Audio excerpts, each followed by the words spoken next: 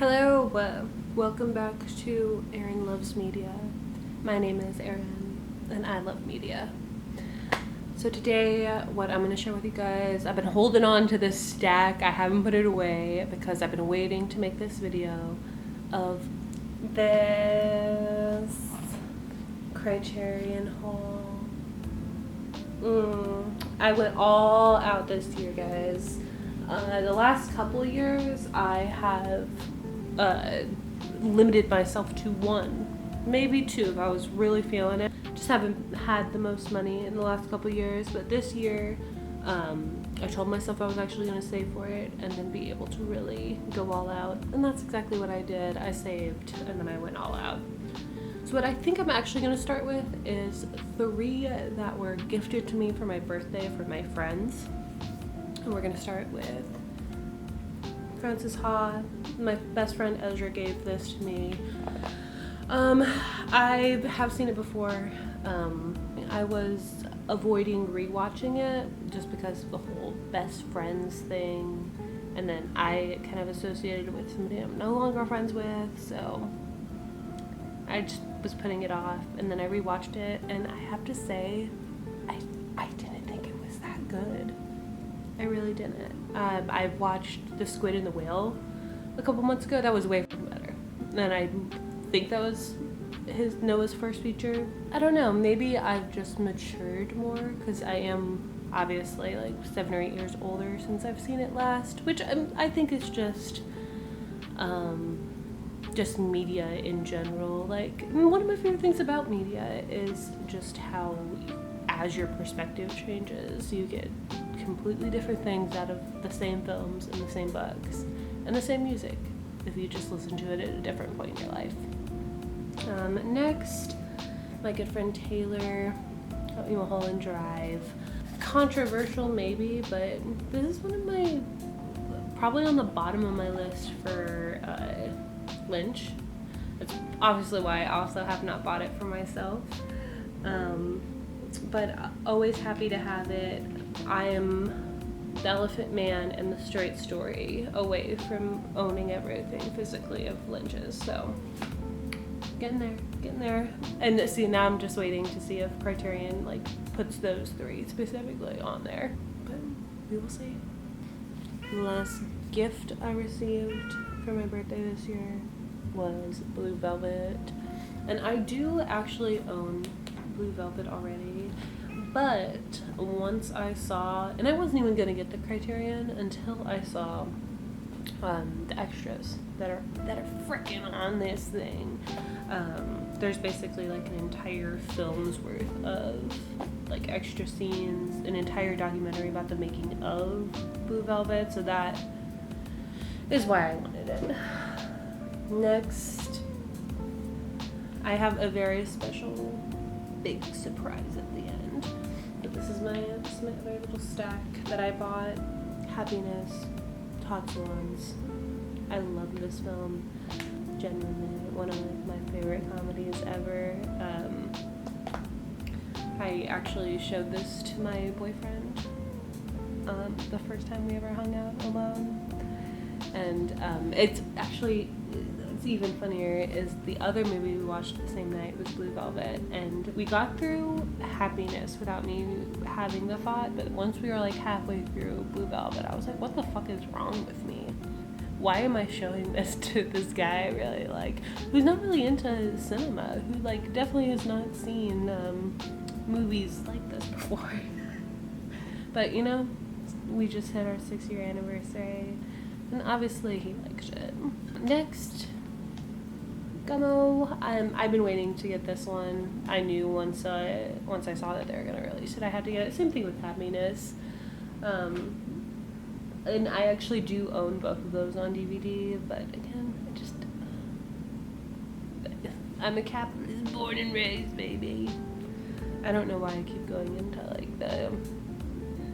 the Brooklyn voice, but it's just what I'm being called to do.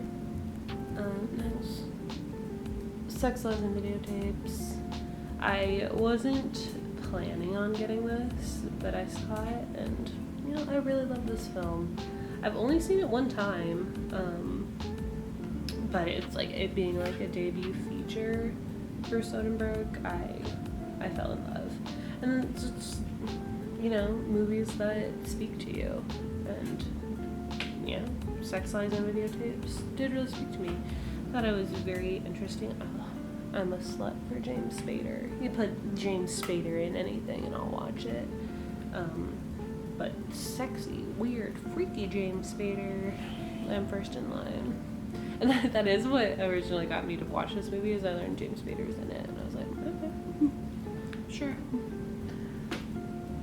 Next, this is one of the only ones I have never actually seen, and it is The Passion of Joan of Arc.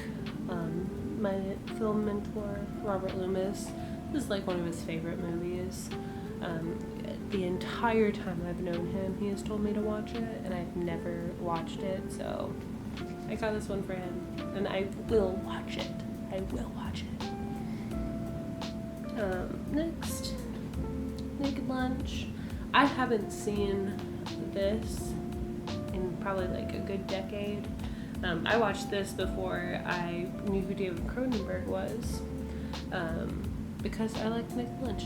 And then I saw that there was a film adaptation. I'm like, how is there a film adaptation of Naked Lunch?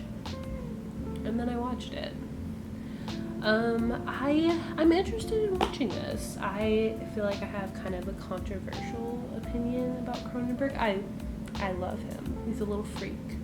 And a freak named David is A-okay in my book. But I find his films, like, I don't know, I like that a lot more when I'm younger. And as I've kind of gotten older, they just don't hit the same. I've had this experience with a Videodrome where I watched it a lot, like, again, like 10 years ago when I was like a very early 20s, late teens adult. But as I watch them now, being, you know, even like 27, 28, 29, and now 30, I really do, I don't know, it's interesting me not being as into stuff. It's like, was I just into it for like the shock factor? Why was I so into it? Because I remember the first time I saw Videodrome, I was like head over heels obsessed with it. And aesthetically, I'm still obsessed with it. And I do like the plot overall. Like, I think it's interesting, but I don't know. Last time I watched it, just, I don't know. It didn't really do it for me. Do you guys ever find that? What's a movie that you used to die for, that you would kill somebody for, and then now you watch it and it's just, it doesn't hit quite the same. But that is part of the reason why I got Naked Lunch, is to see if it still hits the same, because it really has been quite a while since I've watched that. Next, I knew I was going to get this one going into the Gregoraki Teen Apocalypse trilogy. Totally Fucked Up, The Doom Generation, and Nowhere. And all I've seen out of these three is actually The Doom Generation. That's the only one I've seen. I feel like I see Nowhere referenced a lot visually online, so I am excited for that. Love Gregoraki. Mysterious Skin is one of my favorite films ever. And I somehow think this video has turned into just me talking about other films of the directors of movies that I got. Next, The Night of the Hunter. So good. A classic, truly. I'm visually obsessed with this movie. And I think a lot of people had this realization in the last couple years, but this last year I did actually finally decide that I really do want to buy physical media again, specifically movies, just to have my own collection and not be at the whim of streaming services, and just to support artists, support films like I really do love. So I have started collecting it, and I've started thrifting movies, because that DVDs especially is something I would never actually pick up, but have started looking recently. I got my boyfriend Band of Brothers a couple weeks ago. He was so impressed when I pulled out this like beautiful thick steel book of like something he had on his wish list that was like $60 that I got for $4. Last one before a big surprise is The Celebration. Criterion Channel did their little Dogma 95 collection. I wanted to say a couple months ago, but that was probably like at the beginning of the year, maybe like March. But I was all about it. And The Celebration was my favorite one that I watched out of it. So good. So good. And yeah, and a Dogma 95 film. Love it. And I really like this packaging too. And last, but certainly not least, I did it. I bought this package. Mother, I love you. Yes, I did it. I bought the Varda collection. I think I'm gonna do the Bergman one next year. But it was just worth it. It was worth it, and I think it was like, with their discount, $127. $127 for Agnes Varda's entire freaking filmography. You can't beat it. So that concludes my haul. I know I'm really late putting this up. It was literally in July, and somehow we're already in the middle of September when I'm filming this. Yeah, will it be another couple months before I post the video? Only Erin knows that. But thank you guys so much for watching. What did you get this year? Did you splurge this year, or did you actually control yourself in our capitalist hellscape? Let me know. Thank you so much for watching. Go watch a movie, go read a book.